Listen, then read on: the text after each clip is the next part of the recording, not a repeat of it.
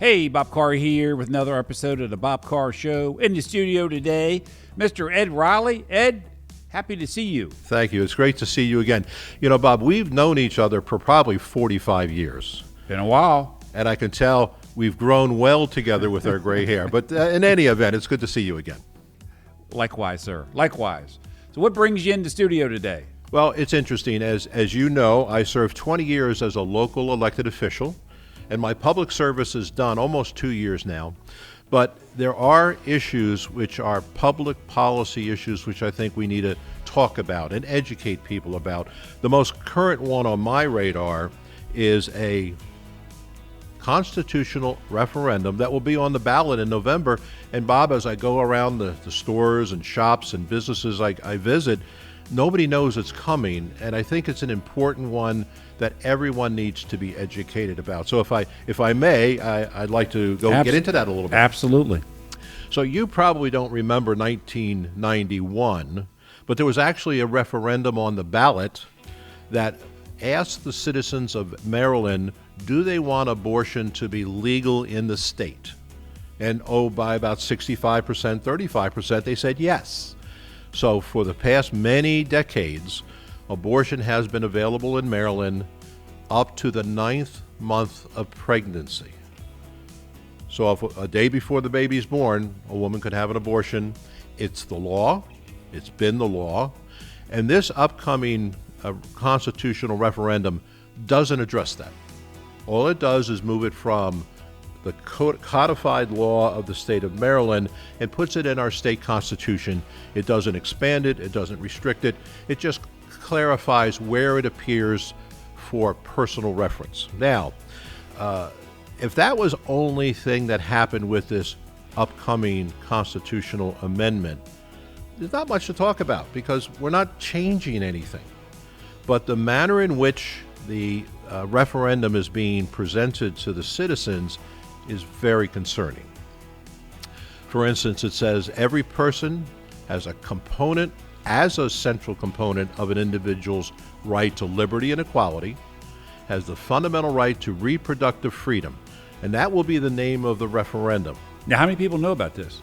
I didn't know nothing about it till you and I talked off camera about it. Yeah. Well, the issue is it was part of the public discussion in Annapolis during their 90-day session. People voted on it in both the Senate and the House of Delegates. So for those who follow the legislative process, it was in front of us. But the interesting thing, Bob, is that they included wording that said it's not limited to the ability to make and effectuate decisions to prevent, continue, or ends one's own pregnancy. That's that abortion part of it. But they added a line that says the state may not directly or indirectly deny, burden, abridge the right unless justified by a compelling state interest achieved by the least restrictive means. So when lawyers get involved with this, the words matter a great deal, and I have a flyer here that's been produced by healthnotharm.org, which kind of clarifies things. For instance, they changed it from every citizen, which creates a minimum age, to every person. Now, Bob, that means that regardless of the individual's age, 17, 16, 15, 14, 13, anyone could go and have an abortion. And the other is, may not directly or indirectly deny or burden. This removes parental oversight. And again, in our society, abortion has become very accepted. If you do a national survey, about 75% of the people think it's fine. But most of us want to have parental involvement. We want, as parents, to be engaged in our children's lives. And this constitutional amendment can be seen as a removal of those rights.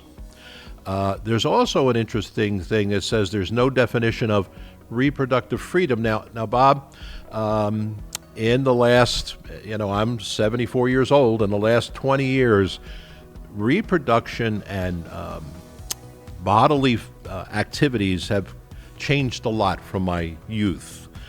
People are having sex change operations. They're having hormonal treatments. And this can be considered part of the reproductive freedom. So that if an adult wants to go and change themselves from a man to a woman, an adult has reason, capacity, sure. But this could also extend to 13, 14, 15, 16-year-old children. Or a woman, a young girl who wants to transition into to male. There's no way for parents to be included, and no one can stand in their way to deny, burden, or abridge that right. The other interesting thing about this is it says that there will be no burden, and it can be interpreted that means Maryland taxpayers will bear the financial burden of these new rights.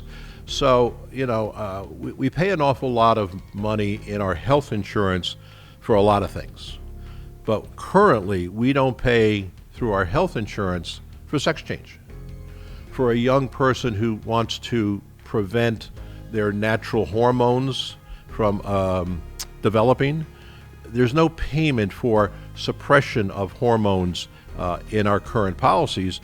This referendum could require health insurance and even taxpayers to pay the financial burden for these new rights. So as we approach November, we're trying to make sure people are aware of what's going on. It also removes conscious objections. So for many years, and it's very standard and appropriate for doctors, nurses, and pharmacists, if they're uncomfortable because of their natural values, not to be involved with abortion or sex change, the conscience clause allows them to step aside, let somebody else do it. This constitutional amendment could require people to violate their conscience. And I have a problem with that, and I think a lot of people do. Now, Bob, I'm not a lawyer. I'm a salesman. But a lot of this information is available on that website which I mentioned, healthnotharm.org. And I would strongly recommend that people go there, become informed, become educated, and talk about it, whether or not they are actively in agreement or if they find 1, 2, or 3 of these provisions objectionable. And we need to make informed decision. One of the great discussions in abortion is choice. Women should have choice. Well, we as voters need to have choices, but we can't have a choice unless we're educated on these difficult issues. So I appreciate us coming here. This abortion issue has swept through the United States. 8 or 10 different states have changed their state law or their constitution to allow abortion. Again, this process doesn't affect what's going on in Maryland. So just want to be sure everybody's aware of the potential. A good friend of mine says if this amendment passes, it's like writing a blank check. We don't know what it's going to cost, and we don't know how far it's going to go.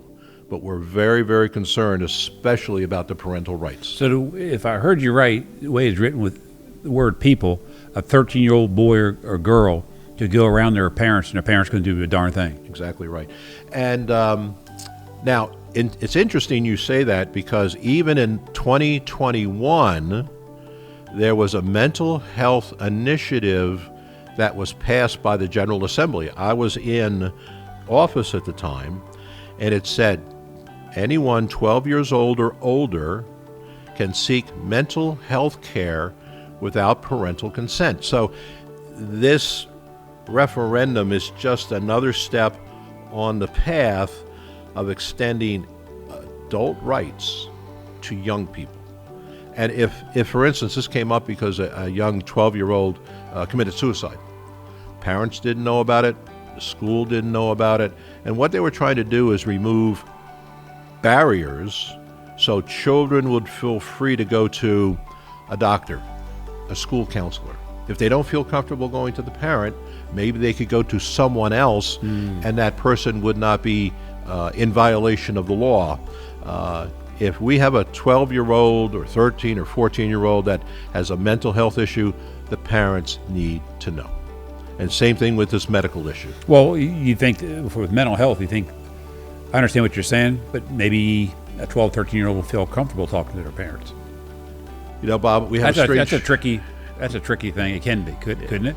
Yeah, we have an interesting world. You know, probably, and I'm going to use a statistic that's going to get me in trouble.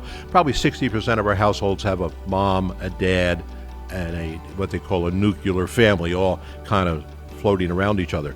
But there's an awful lot of single parents. Parent works 2 jobs. In the minority neighborhood, statistics say a lot of these folks have been incarcerated, and they're not present in the lives of their children. Maybe it's an aunt, maybe it's their grandparents. So the problem I have is, if there's an issue that needs to be addressed, why do you use a broad brush that affects everyone? Gotcha. And it's a difficult subject to talk about. It's very difficult. And especially when we get into this health and reproductive freedom. But it needs to be talked about. Yeah. Voting against the referendum is protecting children from harmful gender transitions. It preserves parental rights, and it prevents taxpayers from funding the transition of children. So, important issue. It's current. You're probably going to hear more about it come September, October, because with the new voting systems, the direct mail of a ballot is coming out around the first or second week of September. So people will be able to express their values and their views in the next few weeks. So what's the view of the business community? The business community has been quiet about it, and that's a very interesting thing. You know, I'm a salesman. I represent many different companies, and a lot of folks like myself don't want to get involved because they're afraid of separating customers that don't like the idea. I have no problem on expressing my strong personal views. When it comes to my business is apolitical. It's neither Republican or Democrat or independent. I try to provide facts, and as insurance is such a wonderful thing, it's contractual. So it is what the contract is what the contract is. So there's not a lot of room for dissension in the contract. But of course, personalities always have an issue. I don't like his personality. I don't like how he said it. I don't like the fact that he goes to this church or that he buys cars from that dealership. Well, those have nothing to do with the fundamental facts. And we need to educate folks for the fundamental facts of the Reproductive Rights Amendment. And let them make the decision. And a good review of Health Not Harm MD, healthnotharmmd.org. And strongly encourage everybody to be aware, talk to your family, talk to your friends, try to make sure you understand what's coming. And Robert, it's always a great time to talk to you. You always are challenging me about different issues in the community and whatnot. And I enjoy it very much. So thank you for the opportunity. Ed, I appreciate you stopping by today. Sure. I'll be back. Absolutely. Absolutely. We'll talk about another subject. And this wraps up another episode of the Bob Carr Show. Stay tuned next week for another episode.